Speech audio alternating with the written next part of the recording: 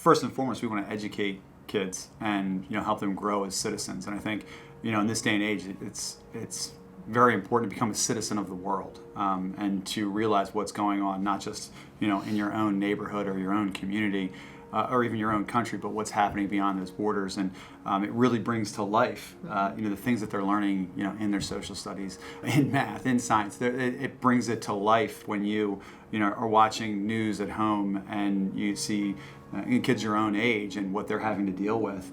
And it brings that human side to it. So not only are we, educating them on world issues, and they're, forming their own opinions and getting involved and becoming, active in helping others. It all around it. I think it was, beneficial for our kids to get involved in this, and they really, jumped in with both feet. And I couldn't be more proud of the boys and girls and the families that help the kids out, coming here on Saturdays and boxing and bagging up things. I mean, we had different organizations that brought in truckloads or trailer loads of goods, and that just shows it might have started with one idea or one student, but it really grew, and that was really nice to see. We are all aware of what was happening in Ukraine. We are also aware that we have a large Ukrainian population. As a matter of fact, it was brought to my attention by a couple students that were concerned about what they saw in the news and wanted to help. So I took those ideas from those students, and I met with my partner here, Dr. Koch, and she is quite the expert in organizing, putting things together. She's done several of these collections for different charities or organizations.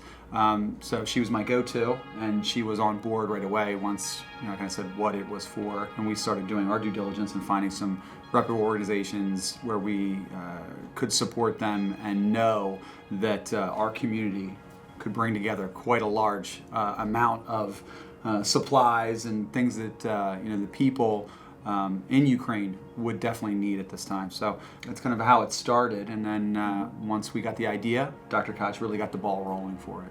We realized what they needed, and we just made a list and we put it out there for folks, and we wanted to get our students really involved.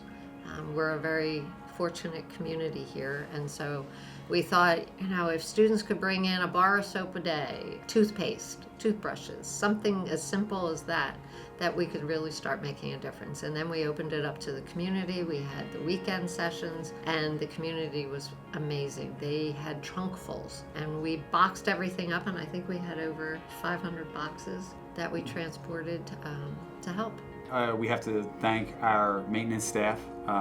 They were phenomenal in finding places in our building to store. Like you said, it was 15 pallets of materials and goods that were boxed and wrapped and stored. And obviously this it did not go to Philadelphia. It did not go to New York City. It went across the Atlantic into a war-torn area. So it was a task getting the logistics down of when we could get the trucks, the equipment to deliver it down to Philadelphia, to get it to their storage areas so that they could get it boxed up and shipped out to Poland and then over into Ukraine. So definitely some logistics were involved. Dr. Koch was very helpful in that, and her connections at the DO and with maintenance, and helping me, because I might not know everyone, but any question I had, she was right there to point me in the right direction and let me know who I need to get in touch with to